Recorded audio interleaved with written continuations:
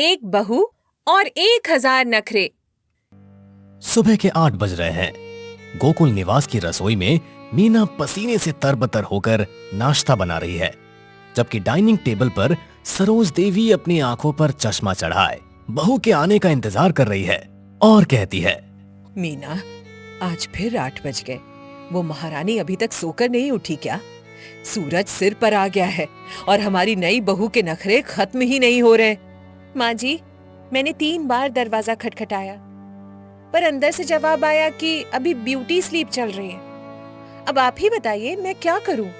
मैं तो तंग आ गई हूँ इसके रोज रोज के ब्यूटी स्लीप से। पता नहीं आज के जनरेशन के बच्चों को ये क्या लत लगती जा रही है। तभी सीढ़ियों से तानिया उतरती है। उसके हाथ में आईफोन है और चेहरे पर महंगा फेस मास्क। उसने रेशमी नाइट सूट पहना है, जिसे देखकर सरोज देवी का पारा चढ़ जाता है।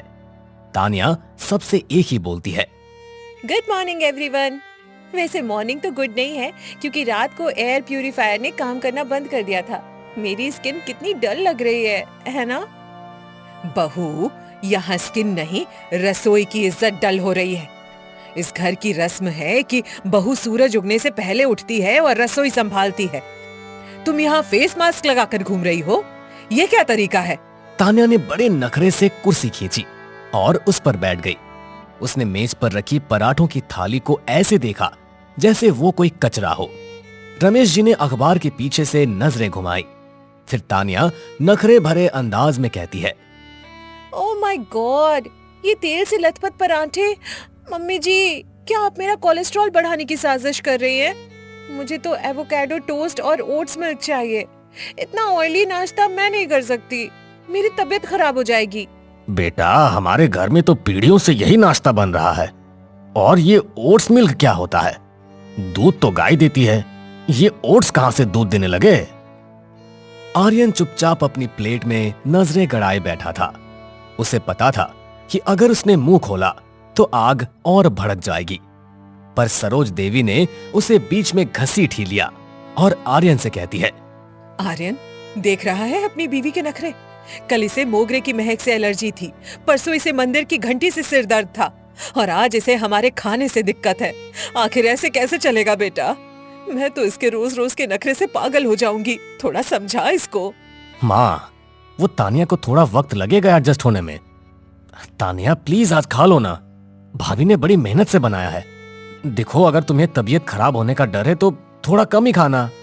आर्यन की बातें सुनकर तानिया ने अपनी उंगली की टिप से पराठे को छुआ और फिर नाक सिकोड़ ली। उसने अपने फोन में कुछ टाइप किया और फिर जोर से आह भरी, जैसे उस पर कोई पहाड़ टूट पड़ा हो। फिर कहने लगी, मेहनत तो जिम में भी होती है आर्यन, पर उसका मतलब ये तो नहीं कि मैं कुछ भी अनहेल्दी खा लूं। मम्मी जी, मेरे लिए अलग से हिमालयन पिंक सॉल्ट मंगवा दीजिए। मुझे नॉर्मल नमक से ब्लोटिंग होती है, मैं इसे नहीं खा सकती। भाभी, नमक तो नमक होता है, अब हिमालय से मंगवाओ या समुद्र से। यहाँ 100 काम पड़े हैं और आपको नमक के रंग की चिंता है। क्या बच्चों जैसे नखरे कर रही हैं? जो भी है खा लीजिए, आखिर घर के और सभी लोग तो खा ही रहे हैं ना। तानिया ने मीना की तरफ एक तिरछी नजर डाली। उसे पता था कि मीना को जलन हो रही है, क्योंकि तानिया को काम नहीं करना पड़ रहा। दादी ने अपनी लाठी जमीन पर पटकी और हंसने लगी। अरे सरोज, ये तो अभी ट्रेलर है। इस बहू के पास 1000 नखरे हैं और हर नखरे की एक नई कहानी। आज नमक गुलाबी चाहिए तो कल पानी भी नीले रंग का मांगेगी। और ढूंढो रंग बिरंगी बहू। हंसी मत माँ जी।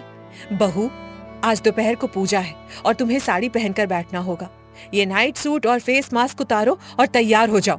तानिया ने अपनी आंखों को गोल गोल घुमाया। उसे साड़ी पहनने के नाम से ही चिढ़ थी। ऊपर से भारी गहने पहनना उसे किसी सजा से कम नहीं लग रहा था। तानिया ने फटाक से जवाब दिया, sari in this weather? Mummy ji, मेरा फैब्रिक सेंस बहुत सेंसिटिव है। मुझे सिर्फ प्योर शिफॉन चाहिए, वो भी पेस्टल कलर्स में। ये लाल पीले बनारसी साड़ी पहनकर मैं किसी जोकर जैसी लगूंगी। मैं नहीं पहन सकती। जोकर लगो या रानी, पहननी तो वही पड़ेगी जो मैंने निकाली है। और याद रखना, अगर पूजा में तुम्हारे नखरे शुरू हुए तो मुझसे बुरा कोई नहीं होगा। बहुत हो गई तुम्हारी नौटंकी।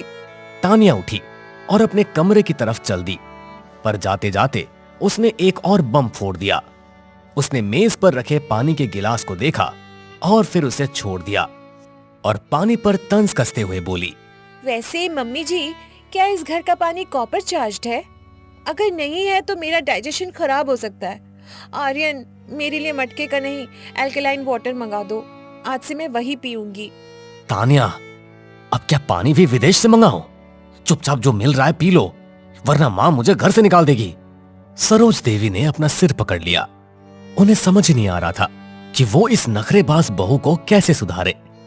उधर रसोई में मीना बुदबुदा रही थी और तानिया अपने कमरे में जाकर अपनी सहेली को कॉल लगाने लगी और कॉल पर बात करते हुए कहती है, यार नेहा, ये घर है या कोई म्यूजियम? यहाँ तो लोग सांस भी पुराने जमाने के हिसाब से लेते हैं। मम्मी जी तो हिटलर की नानी है, हर चीज में डिसिप्लिन। मैं क्या करूँ, मुझे कुछ समझ नहीं आ रहा। सुन रही हूँ मैं, जुबान बहुत चलती है तुम्हारी। काश कि तुम्हारा हाथ भी काम में इतना ही चलता। जल्दी तैयार होकर नीचे आओ। तानिया ने फोन रखा और आईने में खुद को देखा।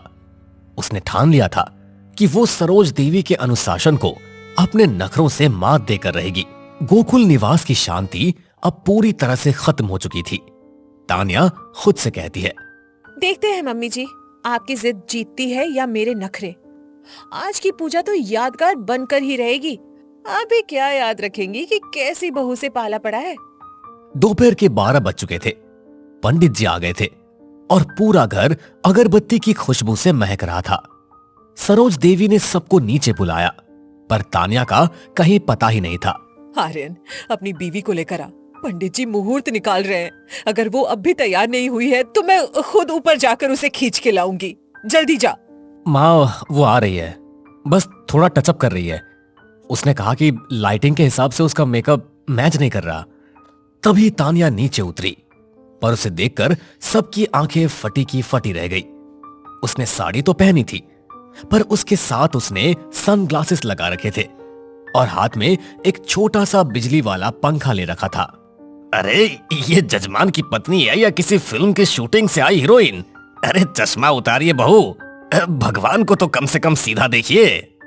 सॉरी पंडित जी, ये यूवी रेज बहुत तेज है और मुझे माइग्रेन हो सकता है। और मम्मी जी, इस पंखे के बिना मैं एक सेकंड नहीं बैठ सकती। मुझे गर्मी से एलर्जी है। सरोज देवी का चेहरा गुस्से से काला पड़ गया। उन्हें लगा कि उनके खानदान की नाक कट रही है।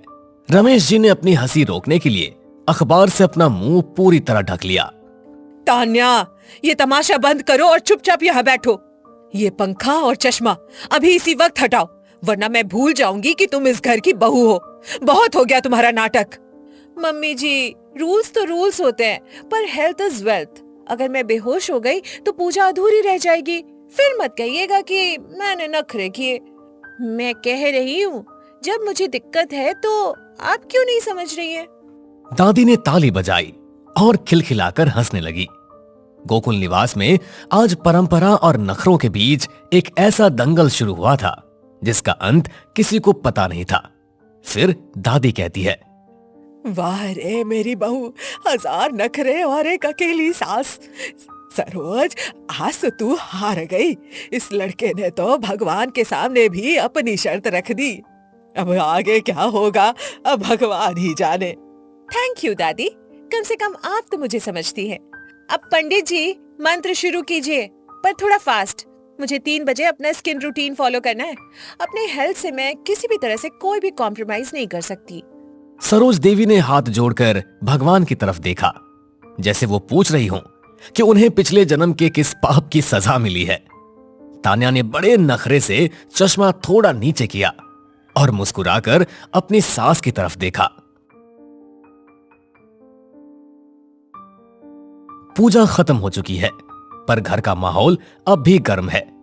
सरोज देवी ने तय कर लिया है कि तान्या के नखरों का इलाज काम से ही होगा।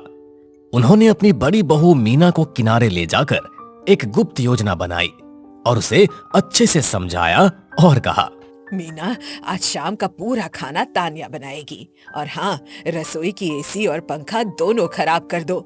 जरा देखे इसके नखरे गर्मी में कितने टिकते हैं। जब गर्मी में खाना बनाएगी तब इसकी सारी नौटंकी खत्म हो जाएगी। माँ जी, ये तो बहुत अच्छा आइडिया है। वैसे भी इसे हाथ लगाने की आदत नहीं है। आज आटे और पसीने में इसके स्किन का सारा ग्लो निकल जाएगा। तब समझ में आएगा कि काम करने और नखरे दिखाने में कितना अंतर होता है। शाम के 4 बज रहे हैं। तान्या अपने कमरे में नेटफ्लिक्स देख रही है। तभी सरोज देवी ने दरवाजा जोर से खटखटाया। उनके हाथ में रसोई की चाबियां थी और चेहरे पर एक विजयी मुस्कान। सरोज देवी तान्या से कहती है, बहू, आज मीना की तबीयत ठीक नहीं है और मेरे घुटनों में बहुत जोरों का दर्द हो रहा है। आज रात का खाना तुम्हारे हाथ का होगा। और सुनो, बाहर से ऑर्डर करने का सोचना भी मत, क्योंकि हमें बाहर का खाना खाने की आदत नहीं है। ओह गॉड, कुकिंग! मम्मी जी, किचन में तो मैं 1 सेकंड भी नहीं रुक पाऊंगी। मुझे आग की गर्मी से स्किन प्रॉब्लम हो जाती है। मेरी स्किन हीट सेंसिटिव है। डॉक्टर ने आग से दूर रहने को कहा है। सरोज देवी ने तान्या की बातों को अनसुना कर दिया और उसे खींचकर रसोई में ले गई। रसोई में घुसते ही तान्या ने अपनी नाक पर रुमाल रख लिया, क्योंकि वहां उमस बहुत ज्यादा थी। वो खुद को बहुत ज्यादा असहज महसूस कर रही थी। What? यहाँ पंखा क्यों नहीं चल रहा? और ये लाइट इतनी डिम क्यों है? आर्यन, जल्दी आओ। यहाँ सरवाइव करना मेरे बस की बात नहीं है। आर्यन अभी बाजार गया है। पंखा खराब है और मैकेनिक कल आएगा। अब चुपचाप ये सब्जियां काटो और चूल्हा जलाओ, वरना रात को सबको भूखा सोना पड़ेगा। सरोज देवी बाहर जाकर सोफे पर बैठ गई और छिपकर रसोई का नजारा देखने लगी। तान्या ने बड़े नखरे से अपने रेशमी दुपट्टे को कमर में बांधा और चाकू उठाया, जैसे वो कोई तलवार हो। ये चाकू कितना बेकार है। और ये प्याज, छी, इसकी स्मेल मेरी नाक में घुस जाएगी। मम्मी जी, क्या हमारे पास टीयर्स फ्री प्याज नहीं है? भाभी, प्याज तो रुलाने के लिए ही होते हैं। जल्दी कीजिए, वरना ससुर जी के आने का वक्त हो जाएगा और उन्हें देर से खाना पसंद नहीं है। अब नखरेबाजी बंद कीजिए। आधे घंटे बाद तान्या का बुरा हाल था। उसका फेस मास्क पसीने से बहकर उसकी गर्दन तक आ गया था। उसने गुस्से में चूल्हा जलाया, पर लाइटर काम नहीं कर रहा था, क्योंकि उसे मीना ने गीला कर दिया था। तान्या परेशान होकर कहती है, हे भगवान, ये लाइटर भी डेड है। क्या इस घर में कुछ भी स्मार्ट नहीं है? मम्मी जी, मुझे माचिस से डर लगता है। इससे विस्फोट हो सकता है। मैं आग कैसे जलाऊं? कोई दिक्कत नहीं है बहू, डरो मत। माचिस जलाओ और रोटियां तवे पर डालो। और हाँ, याद रखना, रोटियां गोल होनी चाहिए, नक्शा नहीं बनाना है। तान्या ने जैसे तैसे आग जलाई और आटा गूंथना शुरू किया। उसने आटे के परत में अपनी उंगलियां डाली और उसे लगा जैसे वो किसी कीचड़ में फंस गई हो। उसके लंबे नाखून आटे से भर गए। तान्या झुंझला कर कहती है, आर्यन, देखो मेरा मैनिक्योर बर्बाद हो गया। मम्मी जी, ये आटा बहुत चिपचिपा है। क्या हम रेडीमेड रोटियां नहीं मंगवा सकते? तान्या, क्या हुआ? रसोई में इतना धुआं क्यों है? माँ, आपने इसे अकेले यहाँ क्यों छोड़ दिया? ये चाय भी नहीं बना पाती, फिर ये खाना कैसे बनाएगी? आर्यन को देखते ही तान्या ने रोने का नाटक शुरू कर दिया। उसने अपने आटे वाले हाथ आर्यन के सफेद शर्ट पर लगा दिए और उसके गले लग गई। सरोज देवी ये देखकर अपनी जगह से खड़ी हो गई। आर्यन, देखो मम्मी जी मुझसे लेबर वर्क करवा रही है।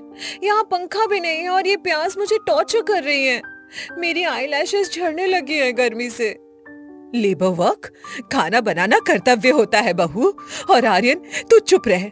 आज इसे खाना बनाना ही होगा। ये इसके नखरों का डिटॉक्स है। तू बीच में मत पड़। तान्या ने अचानक एक गहरी सांस ली और अपनी आंखें पोंछी।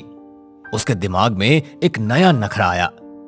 उसने गैस बंद की और बड़े स्टाइल से अपनी गीली जुल्फें पोंछ ली और कहती है, ओके मम्मी जी, अगर आप चाहती है कि मैं कुक करूं तो मैं करूंगी, पर मेरा एक प्रोफेशनल कॉन्ट्रैक्ट है। मुझे किचन में ब्लूटूथ स्पीकर्स और एर्गोनॉमिक चेयर चाहिए, वरना मेरा पोस्चर खराब हो जाएगा। अरे भाई, ये रसोई है या जिम? बहू, जो है उसी में बना लो। हम सबको भूख लगी है, अब और कितना इंतजार करवाओगी? पापा जी, बिना म्यूजिक के मेरे पॉजिटिव एनर्जी खाने में नहीं जाएगी, और अगर खाना नेगेटिव बना तो आप सबको फूड पॉइजनिंग हो सकती है। चॉइस आपकी है, जैसा कहें। दादी अपनी व्हीलचेयर पर रसोई तक आई और तानिया के आटे वाले चेहरे को देखकर जोर से ठहाका लगाया। उन्हें तानिया के पलटवार में बड़ा मजा आ रहा था।